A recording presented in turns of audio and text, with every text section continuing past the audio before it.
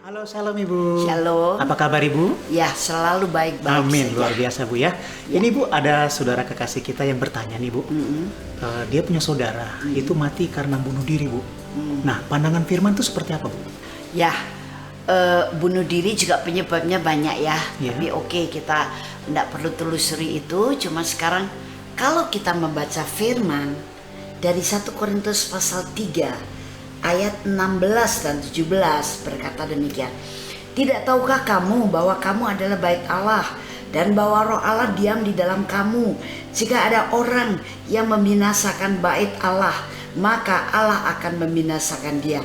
Sebab bait Allah adalah kudus dan bait Allah itu ialah kamu. Jadi sejak orang percaya Yesus dan menjadi orang Kristen, sebenarnya tubuhnya itu adalah bait Allah. Makanya kita perlu menjaga bait Allah ini tetap bersih, sehat, segar, bugar ya. Karena sekarang yang berdiam di sini adalah Allah Bapa, Tuhan Yesus dan Roh Allah. Dan sekarang biar seluruh anggota tubuh kita untuk memuji menyembah Dia dipakai alat oleh Tuhan bagi pelibaran kerajaan Allah dan untuk menjadi berkat bagi banyak orang. Nah, orang yang mati bunuh diri ini biasanya karena ya frustrasi, stres, ya segala macam. Saya ingatkan sebetulnya jangan sampai melakukan seperti itu.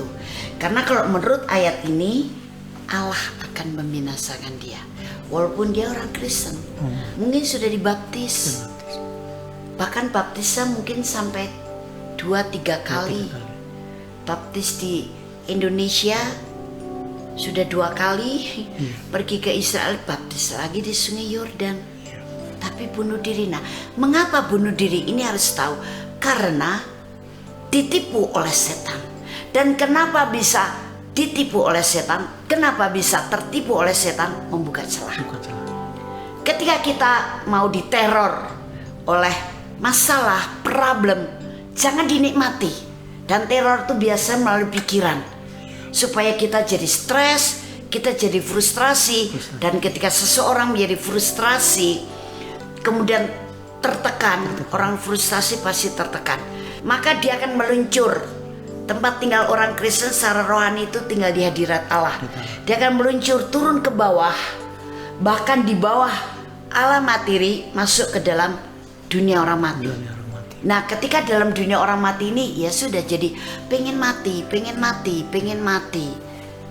Dan bisa kemudian roh kematian atau roh bunuh diri itu, setan kematian, setan bunuh diri, langsung mendorong dia mati saja. Betapa hidup sudah tidak ada artinya, itu nggak ada yang mau tahu tentang kamu. Kamu nggak punya siapa-siapa. Kamu berdoa juga nggak didengar. Ya, segala macam tuduhan atau dorongan dari setan dan iblis. Akhirnya dia mengakhiri hidupnya. Tapi firman berkata, Allah akan membinasakan dia karena tubuhmu sebetulnya bait Allah yang kudus. Dan saya peringatkan bahwa tidak perlu bunuh diri. Kita juga akan sampai kepada waktunya dari Tuhan. Itu yang pertama. Yang kedua, kalau kita balik kepada Amsal 18 ayat 21, hidup dan mati dikuasai oleh siapa? Mario. Lidah. Nah, ngomong saja, aduh pengen mati saja. Berarti sudah pengakuan iman itu berarti Bu ya? Iya, pengakuan iman negatif ya. Negatif ya, Bu ya? Nggak usah minum baygon, nggak usah terjun dari lantai 10, lantai 23, nggak usah motong urat nadi dan sebagainya, nggak usah minum racun. Bilang aja seperti, tapi saya katakan sekali lagi, itu sangat ceroboh dan bodoh. Karena setiap kita yang sudah dilahirkan di dunia, dihadirkan oleh Allah di dunia, dan kita sudah percaya kepada Yesus, Tuhan punya rencana yang indah untuk setiap kita. Amin. Semua yang pikiran negatif, kotor, jahat, bukan dari Tuhan, cepat itu usir dan hardik dalam nama Yesus. Kita bisa ngusir sendiri. Ini roh yang mengintimidasi saya bahwa saya tidak berguna, yang berpikir mati saja kalau begini, mati, keluar dari otak saya dalam nama Yesus. Semua itu hanya roh-roh kok. Dan roh selalu tunduk kepada nama Yesus dan kuasa Roh Kudus. Tidak ada yang bisa melawannya asal kita mau benar-benar mengusirnya.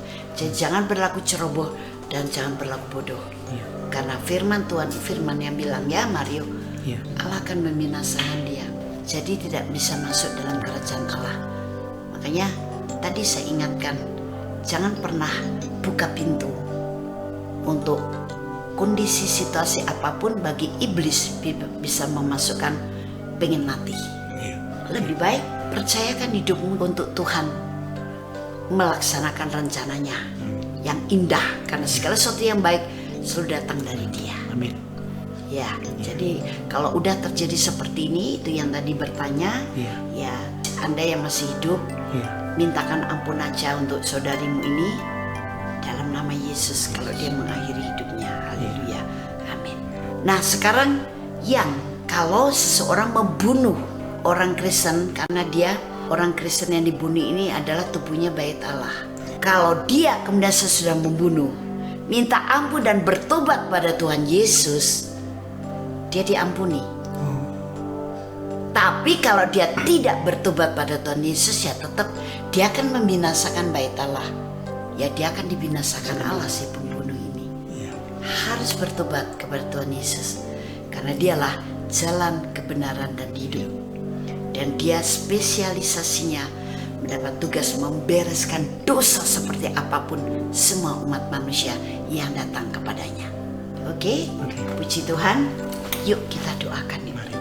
Haleluya. Bapa Surgawi, kami berdoa sekarang untuk saudara-saudari kami dalam Kristus ataupun yang belum di dalam Kristus.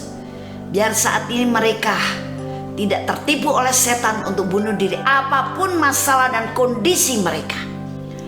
Yang di dalam Tuhan, biar mereka lebih mengikuti pimpinan Roh Kudus dan firman Tuhan. Tidak ada roh bunuh diri, tidak ada roh-roh yang pengen mati cepat-cepat dalam nama Yesus. Karena ketahuilah Tuhan punya rencana yang indah untuk setiap kita di dalam Dia. Dan supaya engkau tidak dibinasakan oleh Tuhan. Terima kasih Tuhan Yesus. Haleluya. Amin. Amin. Oke, puji Tuhan saudara-saudariku, atau siapapun yang Anda punya masalah, ingin pencerahan dari firman, jawaban dari firman, dan dukungan doa kami, akan kami doakan dengan segenap hati. Silahkan Anda WhatsApp ke nomor 0895 6323 58989. juga kesaksiannya. Puji Tuhan, kita bersyukur Yesus adalah sahabat kita. Tuhan Memberkati. memberkati.